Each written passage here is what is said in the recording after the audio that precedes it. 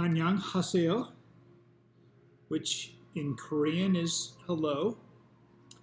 We've been looking at culture, and one of the things that makes up different cultures is some of the rituals. And for us today, we're looking at the rituals surrounding the mealtime. We have before us a nice meal, and in the course of the United States, we have our napkin in our lap, and we have our left hand in our lap with our napkin, and our right hand up. We take our fork and knife and cut off a little piece of meat. We move our fork back to our right hand, put the piece of meat in our mouth, and chew 20 times.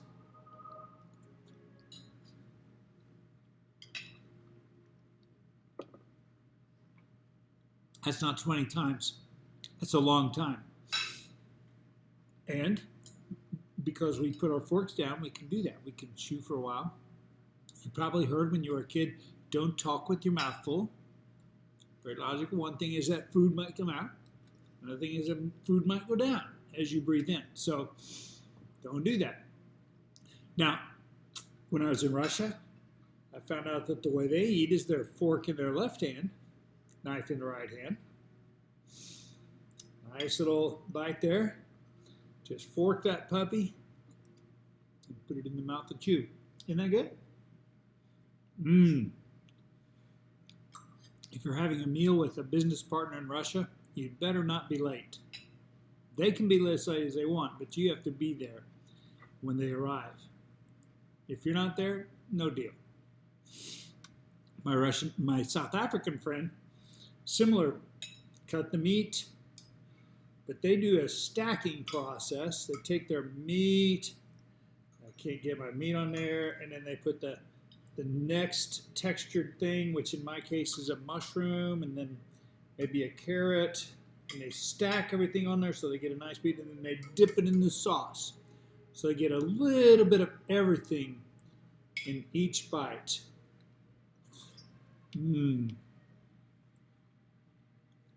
Makes for some pretty big bites.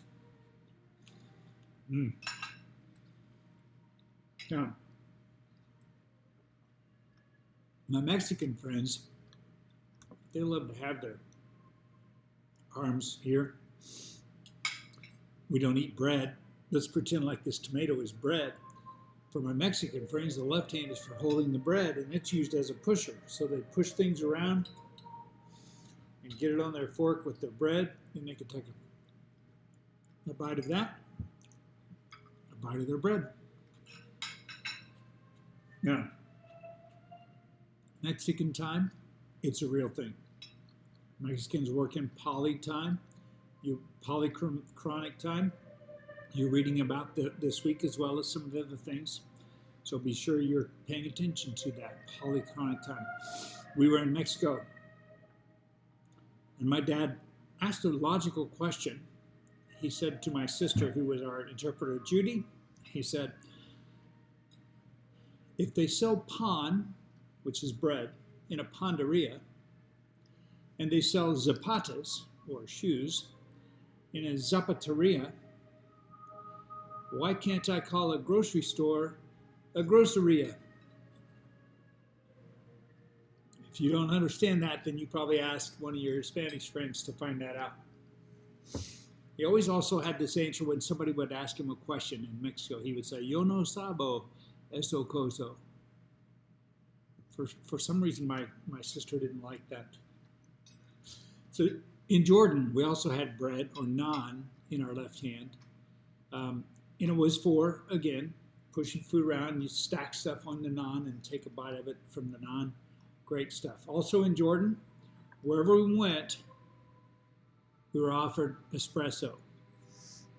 Not coffee, not tea, espresso. I love coffee, so it was really good for me. Some of my friends had a harder time with that. That was Jordan. In Jerusalem, we were offered tea everywhere we went, and we took it. If you're ever in my office and I offer you a cup of tea before you go, I'm practicing my Chinese custom. I'm ready for you to go, but I'm not going to tell you that because I'm going to save face for you. I'm just going to offer you a cup of tea before you go, hoping that you just go. And that's what we're going to do. We're going to finish our meal. Thank you. Have a great day.